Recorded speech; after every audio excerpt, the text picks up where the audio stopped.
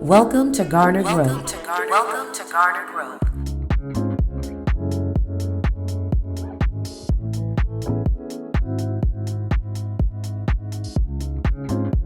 What's up, fam? Welcome to another episode of Garner Growth. Today, we're going to talk about using your voice to set the mood, to set the space, and really using your voice as the instrument that it is. Because what your voice is this just wind, it's energy traveling out of your body. And because it's that, it says a lot about you.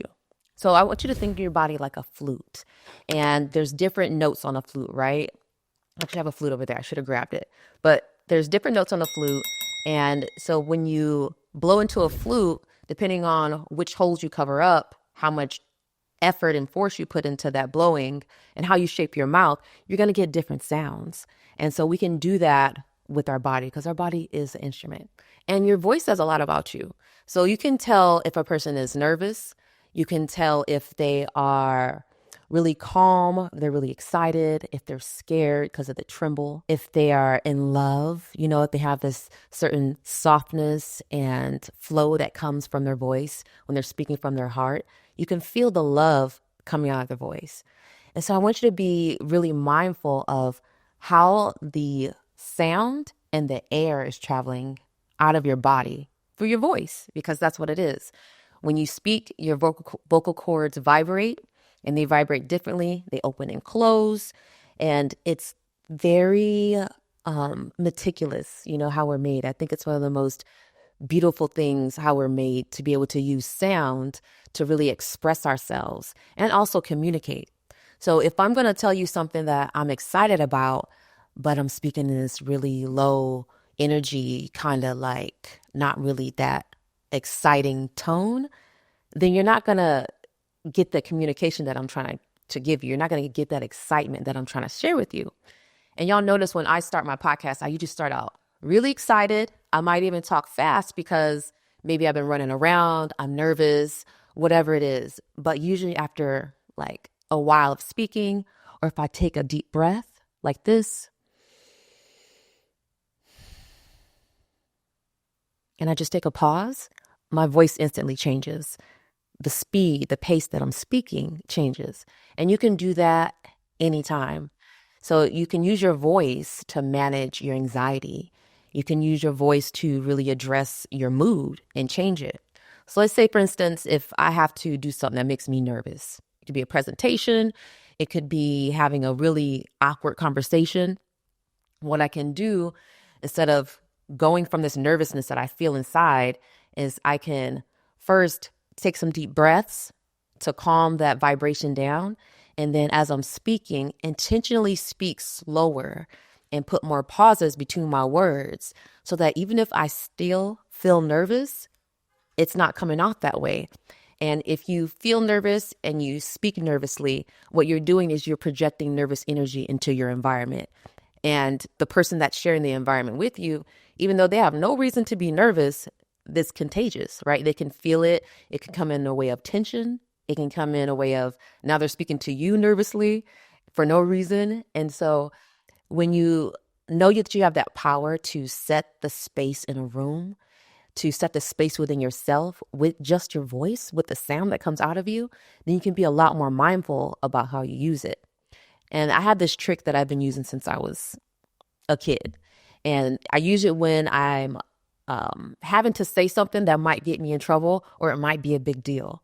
And what I do is I change my mood about what I'm about to say. It's not a big deal. I tell myself that. It's not a big deal that, that I broke something, or, that I lost something. And so I soften the situation within me, and I approach it like, yeah, so I did this, I can't find it. And that allows me to hold a more calm space within this conversation, this communication that I'm having, versus if I came tight and fast paced and was like, I can't find it. Like, I don't know what to do. Now I'm projecting out that nervous energy and putting it into my environment. So now I'm going to have a more difficult conversation than I could have had. So it's really a way for you to control your environment and be also a space holder. So I want to talk to you about being a space holder, because it's a responsibility and an ability that we all have that if we are aware of it, we feel empowered. So a space holder means that you are in charge of your energy in a way that also impacts the space around you. So you have this gravitational force with the energy that you hold.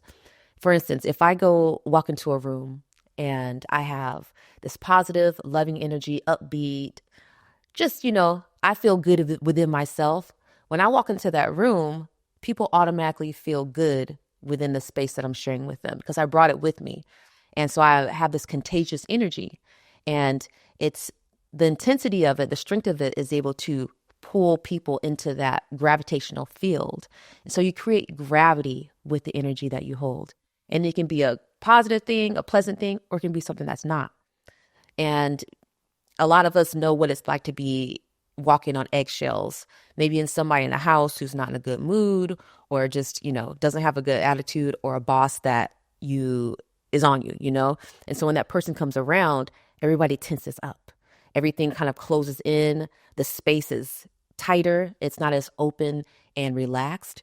And you feel that everybody feels that tension. So that person has a strong gravitational field, but it's not in a pleasant way, right? And you have that ability to be your own strong gravitational field with a positive energy, whatever energy you need to hold. Sometimes you need to hold a more neutral space if you're, in the midst of conflict. You need to be trying to be overly positive because that could be agitating. But you can hold a neutral space so that you're not adding to the conflicting energy that's happening around you. And even that neutral space, being able to be like the eye of the storm, is also really powerful. So let's go back to the voice, how you use your voice. So think about it as pacing. If you speak slower with more space in between your words, you're going to have the ability to react. You're giving the person, whoever you're communicating with, the ability to react to what you're saying. Sometimes you don't want to do that because you want to emit this excitement. So if I talk really fast about something, I'm excited about, and I have this new thing that I want to share with y'all, and I'm really excited for you to see it. I've been working on it for a long time. Then you're going to be drawn into okay, I'm pulling you in with this excitement, this anticipation that I'm emitting with my voice. So it's really up to you. Pacing is going to really set the mood. Your tone, right? So your tone could be, think of tone like the emotion that you are painting your voice with. So the emotion could be really sad and I just hate how now we don't have really natural food. Or it could be something that's really sensual, right? And the sun was just shining on my skin. I could feel the warmth. And even your body language is going to match that energy that you're putting out. So I want you to integrate your voice into how you communicate, and just think of it like a tool, and also when you're listening. So you can really learn a lot about a person and what they're really trying to say, how they really feel when you're communicating, if you listen to the sound of their voice and how they're saying something, not so much the words. So if somebody's saying, I had a conversation with somebody that they were not really happy, they weren't really okay with what they were saying they were okay with. And I could tell by the trembling in their voice, they had this compressed emotion that they were not letting out. They were holding it in. And even though the words were saying, yeah, this is fine, I'm okay with this, I could tell by the sound of their voice, the vibration, the tremble behind their words, that they were not okay. And that is the truth. That's the actual, real, honest communication than whatever the words were that were coming out. And that's how you can really connect with somebody more intimately and mindfully. And even taking it a step further, if you can hear that their words are not aligning with their actual emotion that they're putting out, call it out. Be like, okay, I hear you. You said this, but I can tell by the way that you're saying it, or I can tell by the way your voice sounds that you really are not okay, or that you're feeling this way. And by calling it out, you are being an advocate for authentic, honest communication. And that's what we all want. And that's the most respectable thing. A lot of times we I like to have real conversations, and, I don't like to beat around the bush, and I don't like this and I don't like that. But you continuously allow it. You continuously tolerate it. and you're not able to advocate for the things that you say you really want. And so you got to be able to call it out. And when you do it, not only like it might put that person on the spot at first, but eventually it makes them feel like this person actually is going to have a genuine connection with me, or this person is a real person. Like, let me go more towards that instead of staying over here in my kind of, safe zone. And it really makes it makes your gravitational field a lot stronger. Everybody wants to have more realness in their life. And when you are that person, you will attract more of those real experiences in your life. And I'm talking from experience because I know that I was raised to kind of say the right things and just kind of like smooth things over, beat around the bush. And what I got from that was a lot of likability and appeasing, but not a lot of feeling real, not a lot of feeling like with an integrity with myself, feeling like a solid, authentic person. And over time, you start to feel fake. It's that mask that a lot of us have learned to live with. You start to feel really fake. And it's like, okay. And you might even forget how to advocate and how to go after those real things, those real experiences, how to have real connections and real relationships. And so this is one of those ways that you can start to bring more of that into your life, is be more mindful of how you're communicating and how you're being communicated to, and then start to call it out, like advocate for the kinds of connections and communication that you want. And you might lose some friends, you might, step on some toes. But at the end of the day, when you're feeling more like a real person, that feels like, it just feels so fulfilling. And that's why I'm always advocating for mindfulness, because that's what it's done for me, is really made me like solidified me in my form of like, okay, I'm present in this moment. This feels real. It doesn't feel like I'm observing from behind a glass, or that I'm like looking at life through this black mirror. Like, I'm here like 100%. And I want y'all to feel that, especially if that's something that you feel is missing in your life. So what I want you to practice this week after you watch this episode is being really mindful of how you communicate. And even if you have like this phone buddy you talk to, you have your best friend, you have kids you talk to, purposely have a conversation with them just to do this, like just to practice. Practice talking slower, putting some spaces in between what you're saying, especially if you're a person that talks kind of like over your tongue. And I know some people like that. I think that's me too. Like I'm from Muskegon, like in the Midwest, like we talk real fast. So I've had to purposely slow down my speech, especially when I'm doing videos like this. Y'all can watch my old videos. I can be talking a mile a minute. You don't see the stuttering because I probably edited it out, but I could talk really fast. And so when you are mindful of the words that are coming out of your mouth and how you're saying things, it's easier to slow down. And not only can the other person understand you, but you slow down your thoughts, because now I'm making my mind engaged with my words, my body. So it's a mind-body connection that you establish when you're speaking mindfully, when you're paying attention to the tone, the pace, how you feel as the words come out, and being intentional with the emotion that you paint your words with. And so that's a mind-body connection, just like yoga is a mind-body connection, just like working out is a mind-body connection. Whenever you are engaging your mind and making it pay attention to what you're doing, the task at hand, you are strengthening that connection, but you're also slowing things down so that you can get a lot more out of each moment. And they're not just kind of like stumbling, out of your mouth, and you feel like you're playing catch up the whole time. And it gets tiring. I don't know if you've ever gotten excited and tried to tell somebody something that's just like exciting, and you stutter a lot and you feel like you're racing and trying to get the story out of your mouth. And at the end, you actually feel tired, you know? And so you can just like take a deep breath, slow down. And I do this with my nieces. They're 12-year-old twins. One of them in particular talks very fast.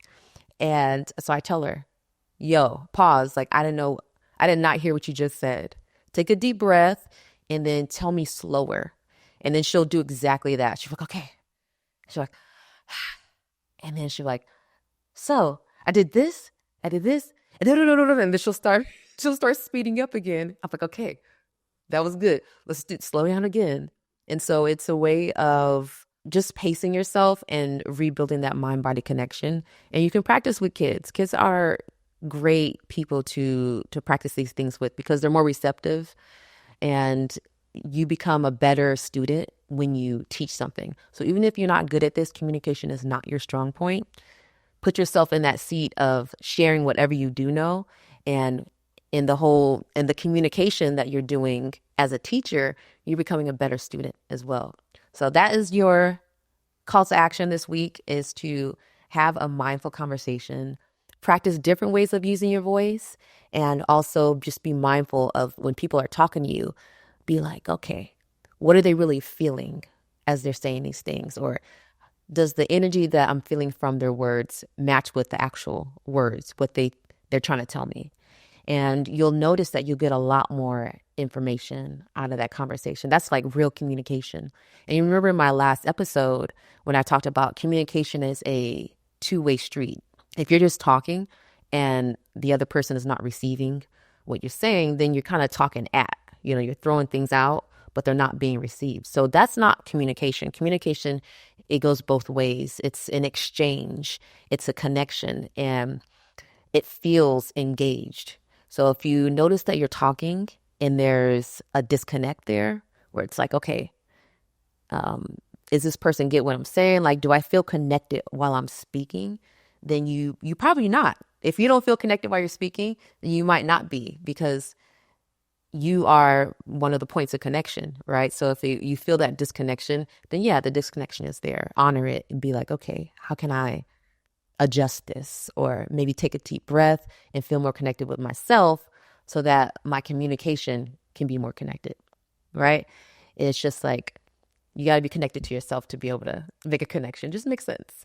So that is you guys' call to action. And I want you to let me know in the comments, how effective was it for you? Like, what kind of things did you experience? Were you able to communicate better and just feel better about your communication in general and feel more connected? And if you notice the mind-body connection when you do start to pay attention to how you speak, at first you might feel like hyper aware, where it's annoying, where it's like, I just want to, I feel like I'm overthinking it.